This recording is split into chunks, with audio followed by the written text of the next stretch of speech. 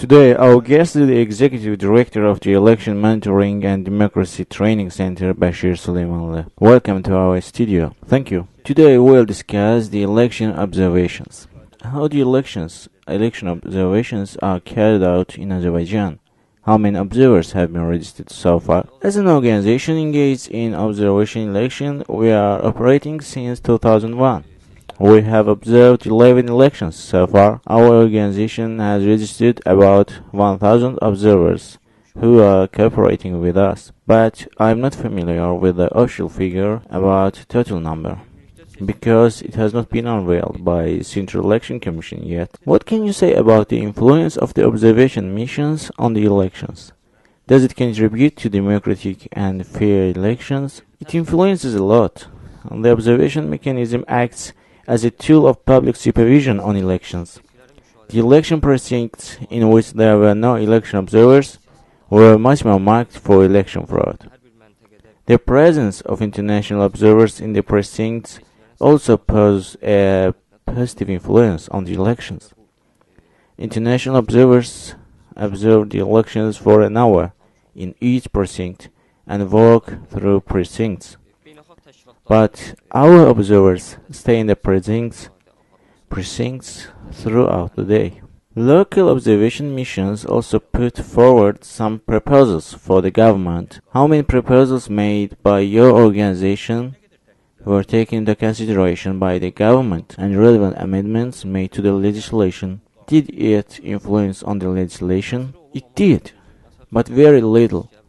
Earlier, you know that the organizations financed from foreign organizations could not be involved in observation of elections, and this was aiming to leave the non-governmental organizations out of election. And after a long struggle, we succeeded in removal of this clause from the legislation. There are some minor changes, but the electoral code needs more reforms regarding the observation issues. Let's admit that the reports of international organizations usually draw more interest than those of the local organizations. For example, the preliminary and final reports of the Organization of Security and Cooperation in Europe observation mission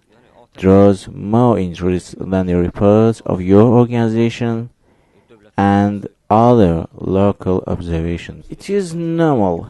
The Organization for Security and Cooperation in Europe cannot be compared to a local non-governmental organization. The OSCE reports draw more interest, but it cannot be said that our report is ignored. When making their reports, the international organizations also take into consideration our reports and include our comments in their reports. Will the local organizations' observers be able to cover the whole republic? Are there other local observation missions mutually cooperating with you? No, there is not. There is only Democracy Learning Public Union, which has observers in 25 election constituencies.